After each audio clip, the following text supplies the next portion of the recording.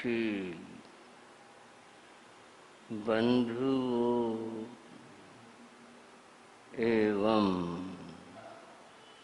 श्रद्धाशील बहन,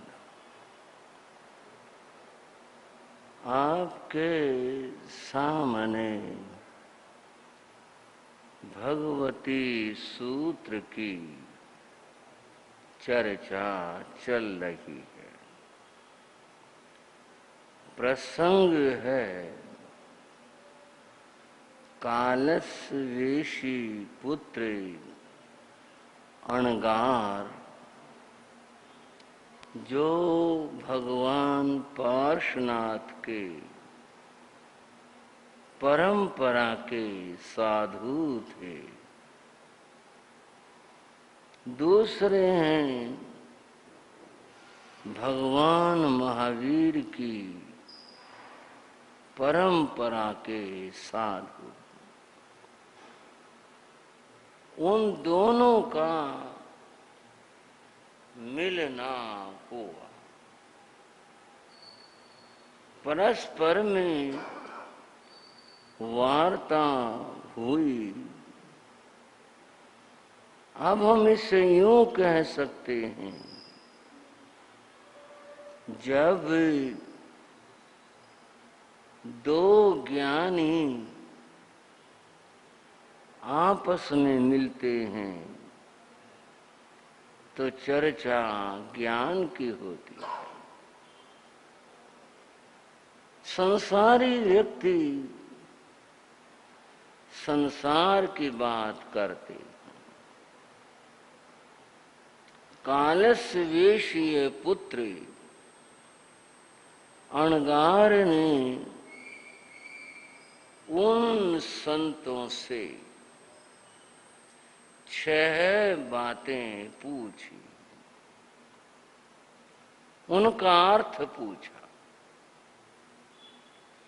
क्योंकि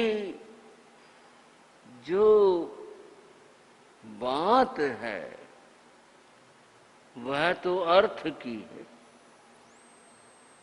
देखें ये इसका क्या अर्थ करते हैं, क्या बताते हैं। जैसे सामायिक की पहली बात हुई, उन्होंने कहा सामायिक क्या है और सामायिक का अर्थ क्या है। उन संतों ने कहा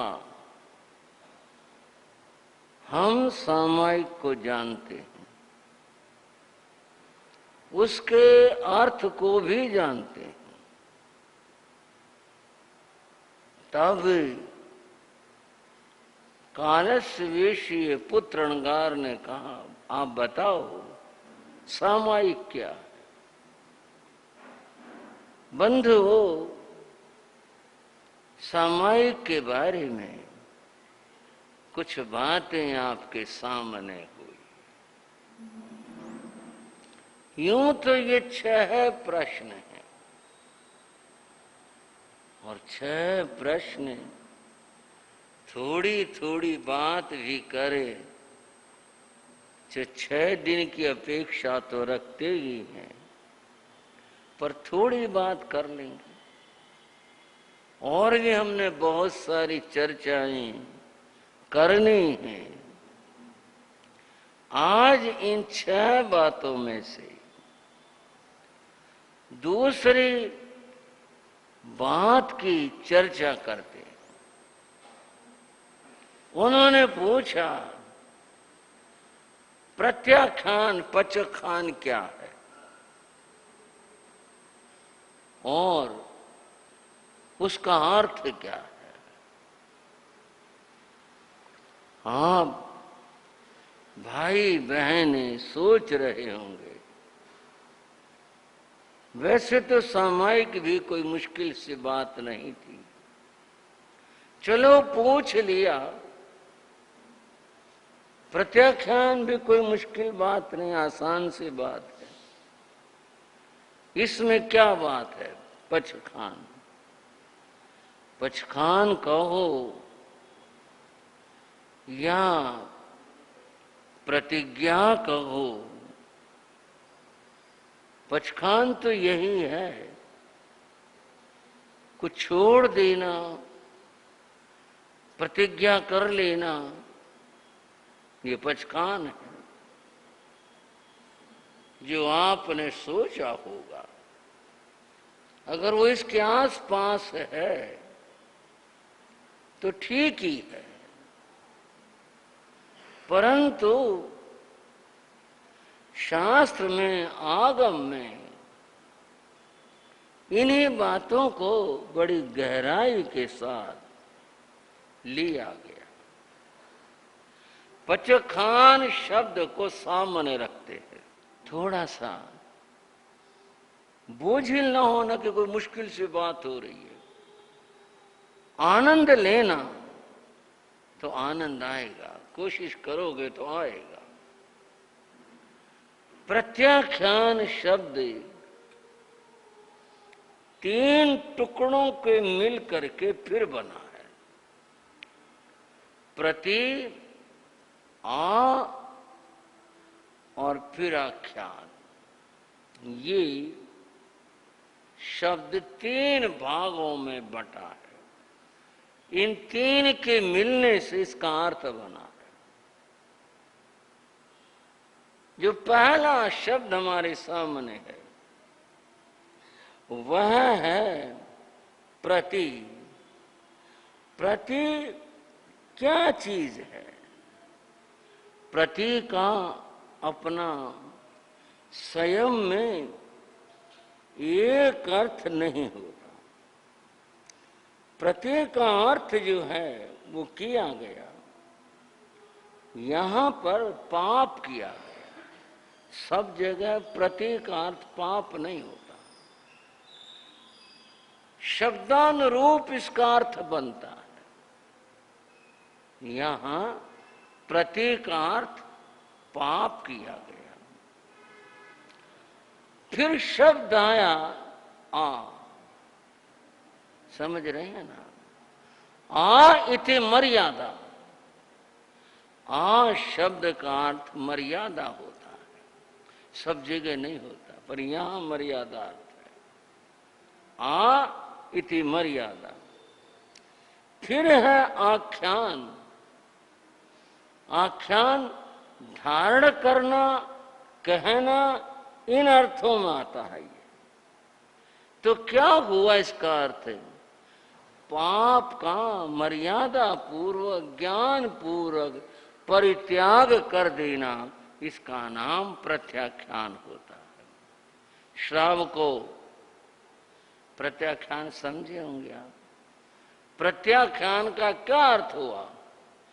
प्रत्याख्यान का अर्थ हुआ पाप का मर्यादा विचार पूर्वक, होश पूर्वक उसका परित्याग करना, उसको छोड़ देना, इसका नाम प्रत्याख्यान है। उन संतों ने पूछा, आप प्रत्याख्यान जानते हैं? क्या होता है प्रत्याख्यान? प्रत्याख्यान का अर्थ क्या है आप जानते हो? अब वही बता रहे हैं। उन संतों की ओर से ये बताया जा रहा है। प्रत्याख्यान का अर्थ है पाप का परित्याग करना, यह प्रत्याख्यान है। अब आप भी सोच लेंगे, जितने भी पचखान हैं, जितने भी ये पचखान किए जाते हैं, ये आरंभ के पाप के परित्याग में किए जाते हैं। ये छोड़ दिया, इसका परित्याग कर दिया, यह पचखान है। अब पचखान की बात को हम और भी आगम में अन्यत्र थोड़ा सा सामने लाकर समझते और समझाते हैं।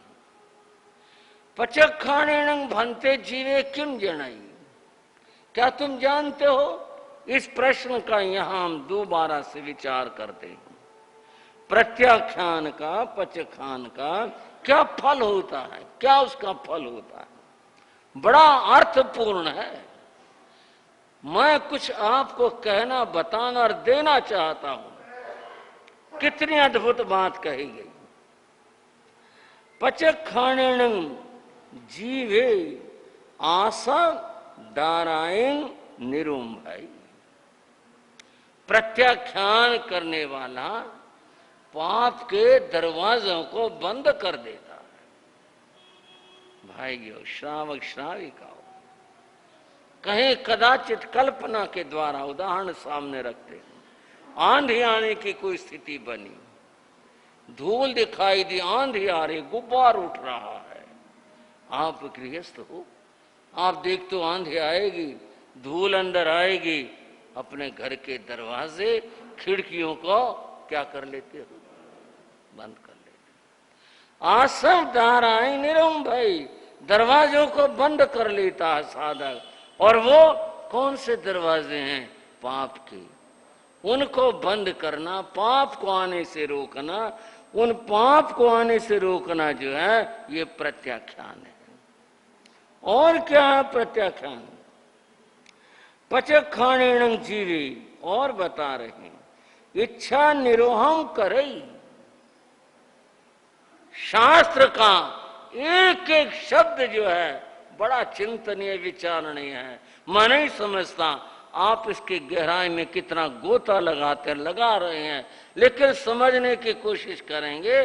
पहली बात बताई, जहां से पाप आता है उन दरवाजों को क्या किया? एक काम किया। दूसरी बात बताई गई, वो बताई गई इच्छा निरोहम करई। वह इच्छाओं का निरोध करता है। कौन? पचखान करने वाला, प्रत्याख्यान करने वाला इच्छाओं का निरोध करता है, रोक देता है। इच्छाओं का निरोध न हो, पचखान होगा ही नहीं। पचखान होता ही तब है जब व्यक्ति इच्छाओं का निरोध करता है। और क्या कहा आगे? पचखाणेन जीवे जा विणय तणं सी भूयं विहरहि।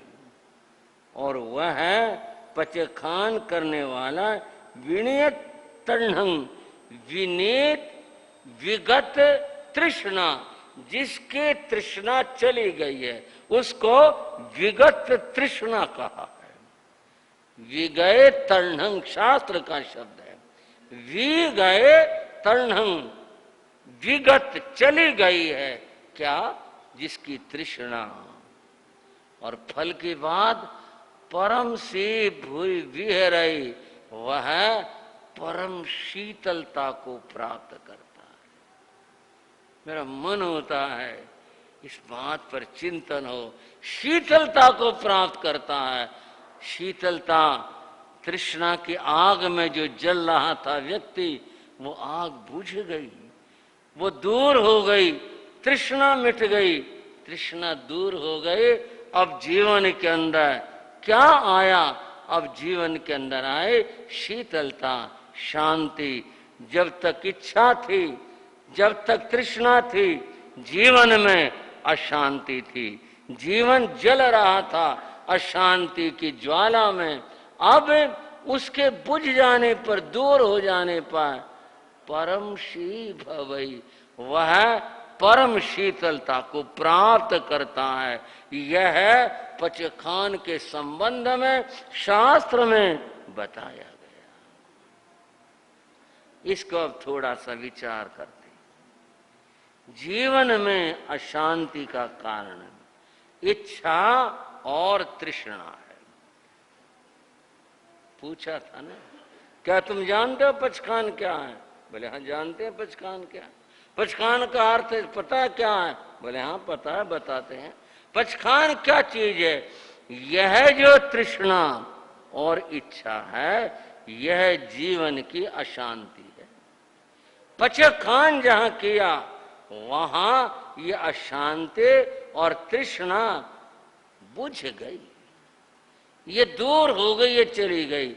जहां पर तृष्णा रहेगी बंधुओं, वहां पर दुख रहेगा, और जहां ये चली गई वहां जीवन के अंदर सुख आएगा, शीतलता आएगी। योग दर्शन एक ग्रंथ है जो महर्षि पतंजलि का बनाया हुआ है। योग दर्शन के अंदर एक सूत्र आया, और क्या सूत्र आया? संतोषाद परम सुख लाभ है, ये सूत्र आया। फिर से सुन लो, ठीक है, उसका अर्थ आप शायद ना लगा पाए, अर्थ भी मैं बताऊंगा। सूत्र है संतोषाद उत्तम सुख लाभ है। संतोष के आने से जीव को, व्यक्ति को उत्तम यानी महान सुख का लाभ होता है। किससे लाभ होता है? लोग तो क्या कहते हैं, अगर हमारा ये काम हो जाए ना, हमारा ये काम है, अटका पढ़ाई हो जाए ना, हमें ये मिल जाए ना, हम तो सुखी हो जाएं। कहते हैं ना लोग, यही बात होती, यही सुनते हैं, भाई हमारा ये काम हो जाए, भाई फलानी चीज है ना, अगर मिल जाए ना, भाई हम तो गंगा जी नहाए जाए, हम तो भाई सुखी हो जाएं, हमारा ये काम हो जाए। लेकिन यह है चित्त का, मन का भ्रम है। उसके हो जाने से व्यक्ति सुखी नहीं होता। आप कहोगे क्यों नहीं होता, हम तो संसारी हैं। आप कहोगे हम लोग तो संसारी हैं, सुख होता है? नहीं होता। एक जो तृष्णा है, एक जो इच्छा है, वह जब पूरी होने लगती है तो वह और अनेक इच्छाओं को जन्म देकर चली जाती है। पहले तो एक ही बात थी, और अब और इच्छाएं उत्पन्न होगी, और इच्छाएं खड़ी होगी, बात बनेगी नहीं। क्योंकि और इच्छाएं उत्पन्न हो गई, फिर व्यक्ति वहीं का वहीं है, फिर ये कैसे बात बने? सूत्र दिया, जब संतोष आ जाएगा, वस्तु मिले न मिले कुछ नहीं, जिसके जीवन में संतोष आया वह व्यक्ति सुखी हुआ। सुख मिलेगा, सुखी होंगे, संतोष से होंगे, इच्छाओं की पूर्ति से नहीं हो सकता।